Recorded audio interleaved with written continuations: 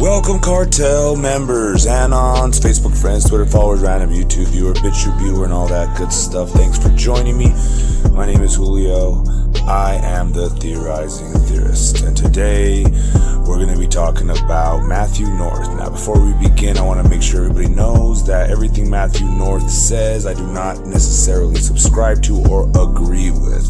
I am just investigating the alleged murder or suspected suicide or potential disappearance of Matthew North. So let's hear what he says and we will begin.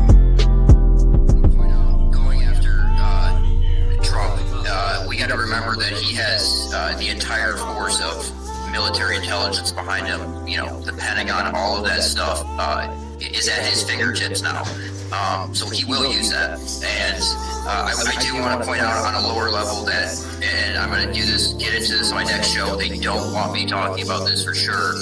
Trump and Alex Jones are military intelligence operations to a degree. And information warfare, here's something for you to look up. Information warfare, what is that? That's something written via the Stanford Tavistock Institute, written by Michael Aquino, Lieutenant Colonel in the U.S. Army Intelligence. Named Penno, good friends with Anton LaVey. And that's what this is. It's information warfare. It's a propaganda war waged via electronic media while using NLP, eye fixation. Alex Jones is essentially raping your subconscious. So that's something for people to look up. Alright, so before we begin, I want to make sure I'm very clear on the fact that I think Mr. Matthew North was very wrong on the Donald Trump part, or at least misinformed or confused. Not that I know exactly what happened to Trump or why, what the whole plan was with Trump, because there was definitely some fuckery going on, but I feel like Trump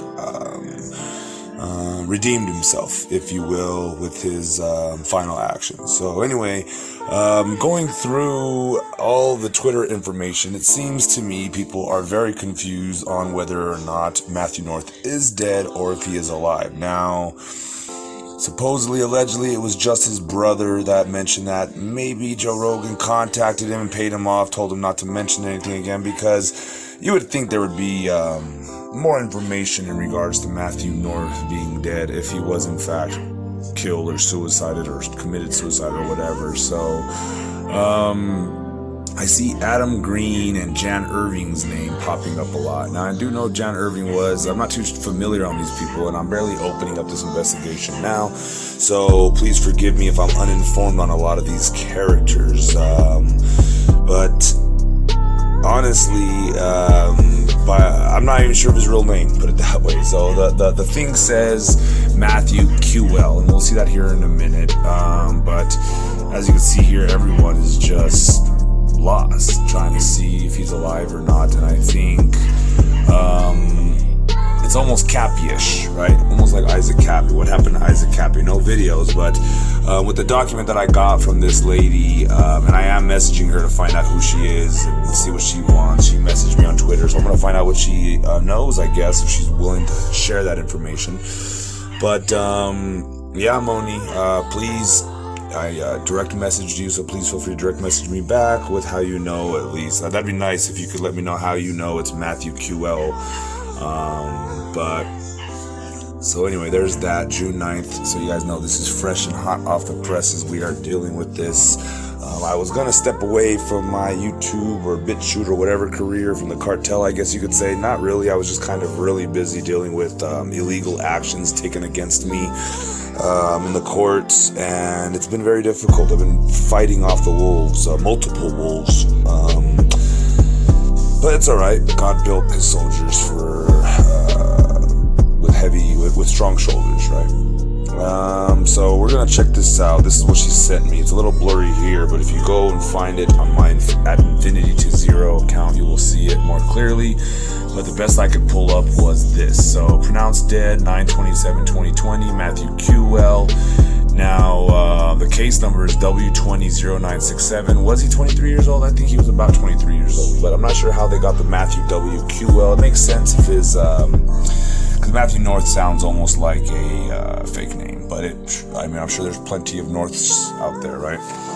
So as you can see, Amanda O. Fisher Hubbard, MD, did it. So I'm going to look up all these names and verify all these people and see if I can't make some dry calls, which means call them without them aware of your intentions of calling them and getting information. So yeah, let's dive right on into it. So as you can see, gunshot wound of the head. Circumstances: found dead in a car with apparent gunshot wound of the head and firearm in right hand. Had been reported missing by brother.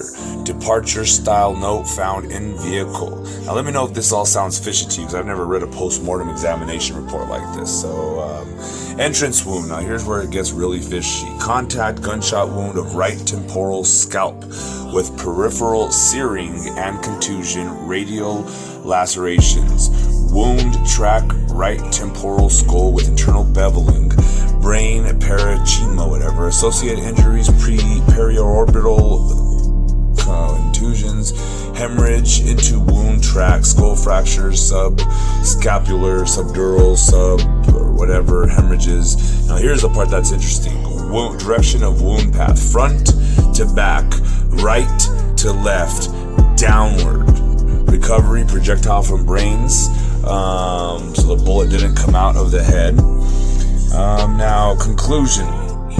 Based upon the examination findings and the history as available to me, it is my opinion that Matthew W. Kua, and again, I don't know if this is actually Matthew North, but it seems, I'm going to take them at their face value, at their worth, because to me it just seems kind of odd someone would just share someone else's post-mortem report and claim that it was Matthew North. What would be the point?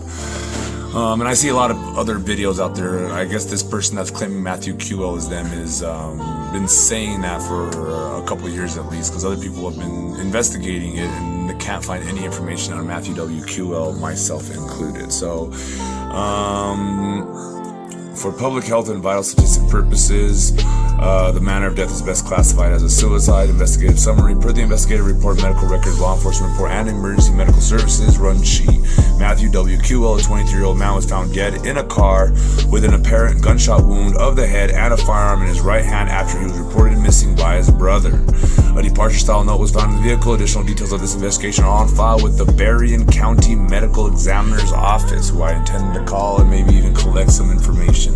I just need to make sure that this is actually Matthew North before I pay money to get the record. So the remains are received in the supine position, contained within a zippered transport pouch. A tag attached to the transport pouch bears the name Matthew QL. A seal securing the zippers on the transport pouch bears the number 3386753. A tag attached to the remains bears the name QL Matthew. The remains are recovered wearing and with green jacket, black long sleeve shirt, black shorts, black boxer briefs, 2 green socks, 2 black blue shoes, black wallet, pink stone. What the fuck does that mean? Miscellaneous cards, Michigan driver's license, U.S. currency, $2 bills, $1 increments. The body is that of a well-developed, well-nourished white male appearing consistent with the reported age of 23 years. The remains are 69 inches long and weigh 160 pounds. The transport pouch and personal effects are included in the body weight. So what I want you all to do is to take your right hand, make a finger, make the gun symbol, right? Make, your index finger pointing forward and your thumb pointing up. And I want you to try to put that finger, okay, without breaking the straightness of it, the form of it, and try to shoot yourself in the temple from front to back downwards. Does that make sense? So the bullet has to travel from front to back and downwards. Okay, so it will enter his right temple, right?